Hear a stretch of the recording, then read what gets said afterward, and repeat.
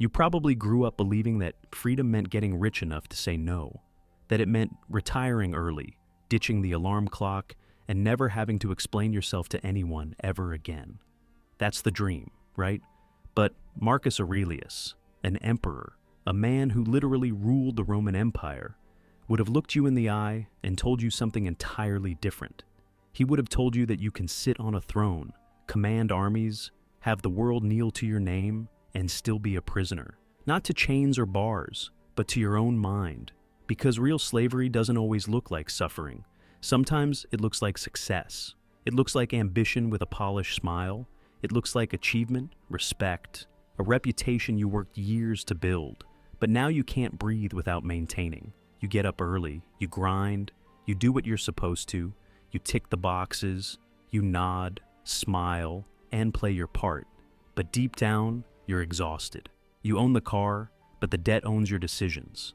You bought the house, but now you work to feed the mortgage. You picked the job, but now it picks how your life unfolds. You've got weekends, but not rest. You've got things, but not peace. You've got control, but not over your own thoughts. That's not freedom. That's just elegant obedience, decorated dependency.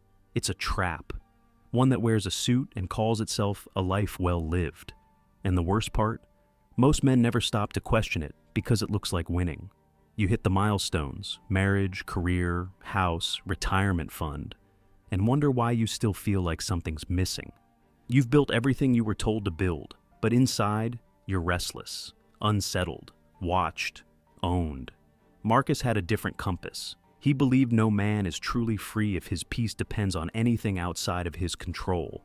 Not money, not status, not anyone's approval.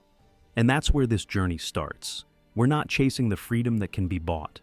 We're uncovering the kind of freedom no one can give or take from you. Not your boss, not your bank account, not even death. Take a breath and really ask yourself, what owns you right now? Is it your job title? The need to look successful? The urge to be seen, admired, desired? Is it the pressure to keep things together even while you're crumbling inside? Most men don't realize what's owning them until something gets ripped away. The career, the identity, the woman. Then suddenly the whole castle falls apart because the foundation was never truly theirs. It was built on applause, expectations, and fear of being seen as less. But Marcus didn't see power as domination. He saw it as how little the world could take from you while still leaving you whole. That kind of strength doesn't come from stacking trophies. It comes from clarity, from knowing what's actually yours and what's always been on loan from the world. So, let's start here with an exercise that might shake you a bit. Write down everything you're afraid to lose. Your income, your partner, your reputation, your future plans, all of it. Then ask yourself, if it all vanished tomorrow, would you still be here? Not physically, internally. Would you still have purpose? Still have clarity, discipline, calm? Or would your sense of self crumble the moment the world stops clapping? Because here's the thing most people don't understand. The system doesn't have to imprison you when it can simply keep you chasing status, chasing approval, chasing relevance. It doesn't need to chain your body when it already has your mind and your self-worth. And as long as your peace is tethered to things you can't control, you'll always be on a leash, no matter how successful you look. Marcus trained every day to untangle from the illusions. He'd ask himself, what did I want today that I didn't actually need? What did I fear that was never even mine to control? He wasn't journaling for fun. This was combat, mental preparation for a world built to keep men in line with comfort, titles, and quiet conformity. You might think you're grinding for your future, but most days, you're just maintaining your own cage, trying not to rattle it so hard that anyone hears. So, let me ask you directly, what in your life pretends to serve you but actually owns you? What looks like a choice but acts like a chain? Because until you see those invisible chains clearly, you'll keep calling them goals. You'll keep calling them motivation. And you'll never realize they've already become your master. So, maybe now you're starting to notice the chains, the labels, the pressures, the validations you didn't even realize were steering your life. But here's the catch. Seeing the trap isn't enough, because most men, once they finally open their eyes, try to run. They dream of quitting everything, dropping the job, deleting the apps, leaving the noise behind, maybe even moving off-grid. It's the classic fantasy. If I just unplug from all of it, maybe then I'll feel free. But Marcus Aurelius would have looked you straight in the face and told you, that's not freedom. That's avoidance. He wrote, "Don't seek for everything to happen as you wish it would. Wish instead for everything to happen exactly as it does." In other words, real freedom isn't found by bending life to your will. It's found in learning how to stand when life doesn't cooperate. It's not about creating a perfect environment. It's about becoming the kind of man who doesn't lose himself when the environment turns hostile. Because here's a hard truth. Even if you run, the world follows. The pressure follows. The noise, the temptation, the unfairness, they all find you again. So if your peace only kicks in after the chaos dies down, then you'll spend your whole life waiting for the job to get better, the people to be kinder, the world to make more sense. You'll keep waiting for clouds to clear that were never meant to leave.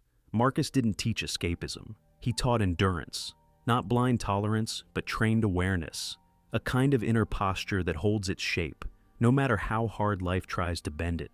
It takes real strength to stay grounded when everything around you is shifting, not the loud kind of strength, not the ego-lifting kind, but the kind that shows up silently when no one's watching and refuses to fold. So, here's the question. What if things never get easier? What if the world stays chaotic, people keep disappointing you, and the system remains unfair? Could you still walk through that reality without bitterness? Could you still move with clarity and dignity even when nothing goes your way? That's the real test.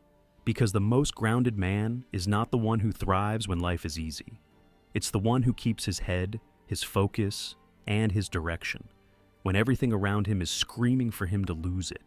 Think about the men you admire, not the ones with the biggest following or the most noise, but the ones who walk into a room and shift the energy without even speaking. They don't need silence to be composed. They bring that calm into chaos. That's not an accident. That's trained surrender. Not the soft kind that rolls over, but the warrior kind. The kind that says, I don't need to win in order to stand tall. Marcus practiced this not in theory, but in blood, sweat, and betrayal. He faced death. He faced disloyalty. He faced illness. And yet, he never stopped showing up with integrity. Why? Because he didn't confuse control with peace. He knew that fighting what you can't change only multiplies your suffering. But when you accept life fully, not as a victim, but as a master of your own reactions, then life loses its grip on you. That's where freedom starts. Not when your situation improves, but when you no longer depend on it to define who you are. You stop saying, I'll be calm when this changes. And you start saying, even if it doesn't change, I remain. So, no, you don't need to run to the mountains. You don't need to vanish to be free. You just need to stop requiring the world to be different in order for you to feel whole. Because real sovereignty isn't about isolation. It's about being so grounded that nothing external has permission to shake your center. But we're not done yet. Because even if you've stopped asking the world to change, even if you've detached from titles, outcomes, or applause, there's still one enemy left. And it's not your boss. It's not the system. It's not even your past. It's you. Or more specifically, the untrained part of you that still reacts without thinking. The part of you that still scrolls when anxious, explodes when angry, and gives up the moment things get hard. Marcus Aurelius wrote, "The man who controls his passions is the strongest of all." He wasn't trying to be poetic. He was being surgical. Because he understood that the real threat to your freedom doesn't come from the outside. It comes from within. You say you want freedom, but if every time you feel tired, you quit. Every time you feel tempted, you cave. Every time you feel insecure, you perform. Then you're not living your life. You're reacting to it. And a man who lives in reaction is the easiest man in the world to control. He doesn't need chains. He just needs triggers. That's why Marcus trained his mind like a soldier sharpens a blade. Not to look powerful, but to be untouchable, not by others, but by his own weaknesses. Because the moment you lose discipline, you lose direction. You get pulled into whatever feels good, instead of what leads you somewhere real. Want to build that kind of freedom? Start small. Delay just one impulse today. Don't click the thing. Don't say the thing. Don't grab the thing just because it's easy. Because every time you pause, you reclaim a piece of yourself. You gain leverage over the version of you that's constantly looking for shortcuts, comfort, or control. That's not cold, that's not harsh, that's clarity, that's self-respect. That pause, that tiny moment between the impulse and the action, is where real power begins. Not the kind of power you post about, not the kind that gets claps or likes, but the kind that builds a man from the inside out. Because discipline isn't about punishing yourself. It's about protecting what matters. It's the quiet shield that keeps your highest self from being hijacked by your lowest urges. You think freedom means doing whatever you want, whenever you want. But that's not freedom. That's indulgence. And indulgence wears a mask. It looks like pleasure. It feels like liberty. But underneath, it's dependence. Dependence on comfort, on attention, on distraction.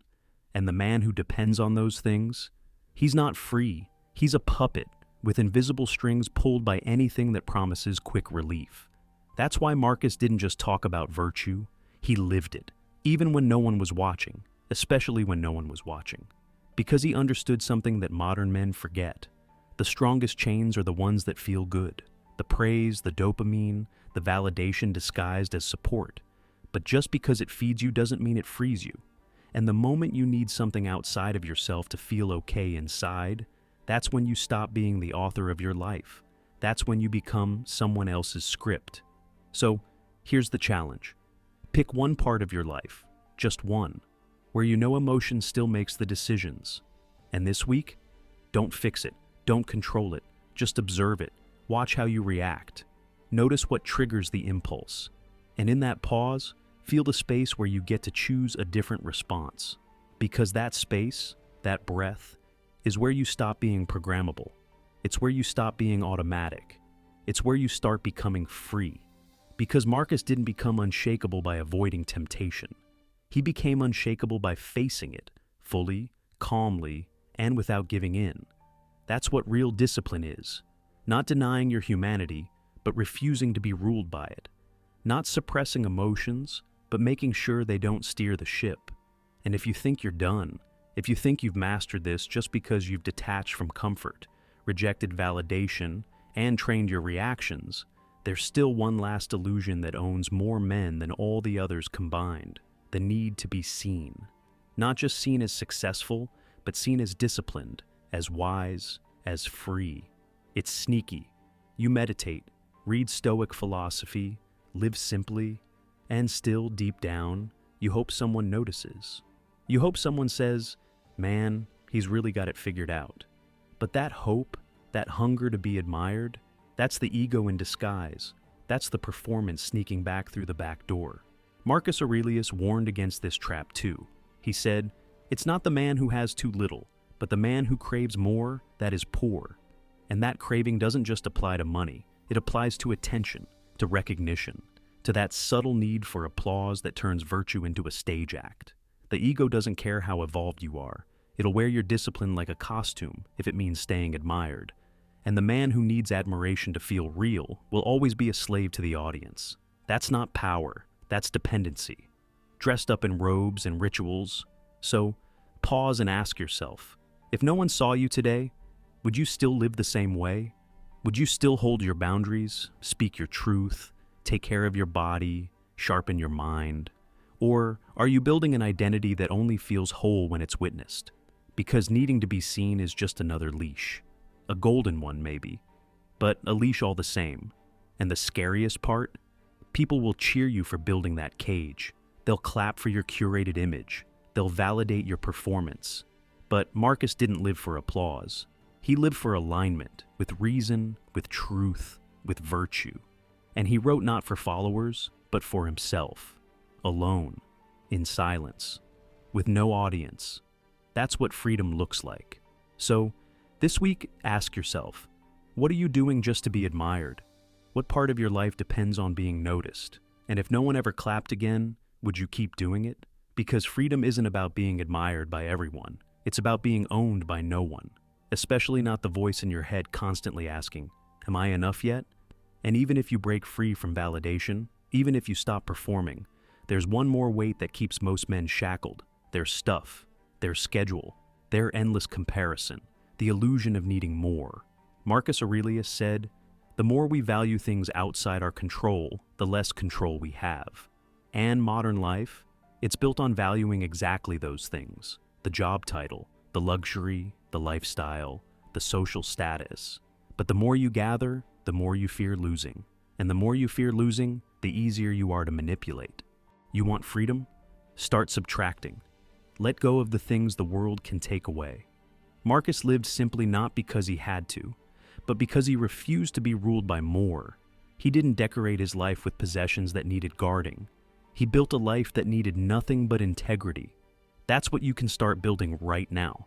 Not by buying something new, but by removing one thing, one habit, one commitment, one object, one obligation that clutters your space but doesn't feed your soul. Because simplicity doesn't flex, it doesn't perform, but it frees. It clears space for what matters, for presence, for clarity, for being alive on your own terms.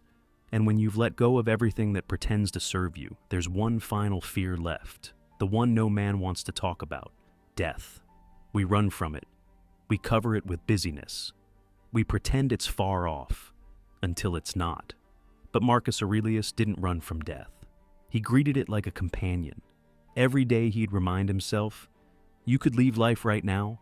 Let that determine what you do, say, and think. He didn't write that to scare himself. He wrote it to free himself. Because the man who remembers he's mortal is the only man who truly lives. He doesn't waste time proving himself. He doesn't delay truth. He doesn't postpone peace. He lives now, because later is a lie. So ask yourself, if this were your last week, what would you stop chasing? What would you stop pretending? What would you finally let go of? Because death is the great filter. It strips away everything that doesn't matter, and it reveals how little you actually need to feel alive. Marcus didn't fear death. He used it as a compass, as a reminder that your time here is borrowed, and none of your possessions, titles, or followers will follow you. So let them go. Let the pressure go. Let the weight go. Not to prepare for death, but to finally start living. Because once you stop fearing the end, you stop renting your life to fear, to validation, to control. You stop waiting to feel free, and you become free. So, if you remember one thing from all of this, let it be this: be tolerant with others, be strict with yourself, and let that self be one no system can own. Not the world, not your past, not even your fear. That's what Marcus Aurelius meant by freedom, and it's yours to build, starting now.